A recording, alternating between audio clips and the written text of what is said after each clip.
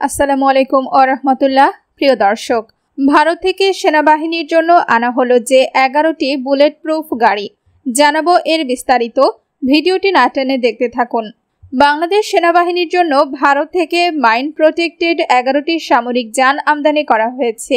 মঙ্গলবার 9 জুলাই সন্ধ্যা 7:30টার দিকে ভারতের পেট্রোপোল বন্দর দিয়ে এসব সামরিক যানগুলো বেনাপোল বন্দরে প্রবেশ করে। বুধবার 10 জুলাই বিকেলের দিকে সামরিক যানগুলো বেনাপোল বন্দর থেকে খালাস করা হয়।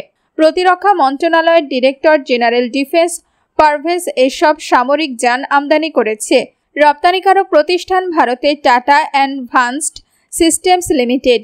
সামরিক যানগুলোর আমদানি মূল্য দেখানো হয়েছে 38,05,039 ইউএস ডলার, যা বাংলাদেশি টাকায় প্রায় 46 কোটি টাকা। জানা যায় এই যানবাহনগুলো সম্পূর্ণ বুলেট প্রুফ, যা সেনাবাহিনীর সামরিক শক্তি বৃদ্ধির জন্য আনা হয়েছে। এই প্রথম বেনাপোল বন্দর হয়ে এই ধরনের সামরিক যান বাংলাদেশে আমদানি করা হলো। প্রোটেক্টেড মোবিলিটি ভেহিকলস মূলত একটি চাকাযুক্ত সাজোয়া যান। এটি গাড়ির ভেতরে থাকা সেনাদের মাইন বিস্ফোরণ ও অন্য আকস্মিক হামলা থেকে সুরক্ষা প্রদান করে। এই যানবাহনে থাকা সেনারা কোনো কুইক রেসপন্স টিমের সদস্য হতে পারে অথবা সীমান্ত এলাকায় টহলদারি দলের সদস্য হতে পারে। এছাড়াও নজরদারি চালানো দলের সদস্য হতে পারে।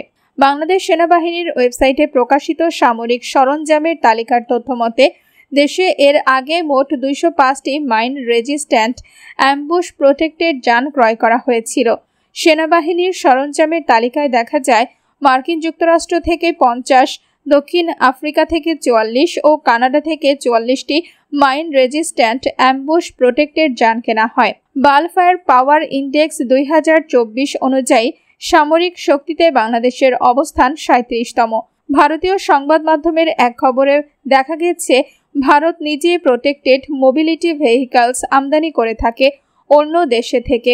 সেখানে কিভাবে সেনাবাহিনীর মতো একটা দেশ রক্ষা বাহিনীর বাংলাদেশ ভারতের মতো থার্ড গ্রেডের দেশ থেকে সামরিক ভেহিকেল আমদানি করে, প্রশ্ন থেকে যায়। ঢাকার MR লজিস্টিক নামের একটি C&F প্রতিষ্ঠান সামরিক যানগুলো বেনাপোল কাস্টমস ও বন্দর থেকে প্রয়োজনীয় কাগজপত্রের আনুষ্ঠানিকতা শেষে বিকাল 4টার দিকে খালাস করেছে। এই প্রতিষ্ঠানের বেনাপোল অফিসের প্রতিনিধি বাবু বলেন, সম্পূর্ণ শুল্কমুক্ত এই 11টি সামরিক যান খালাস করে ঢাকা নিবাসে নিয়ে যাওয়া হবে।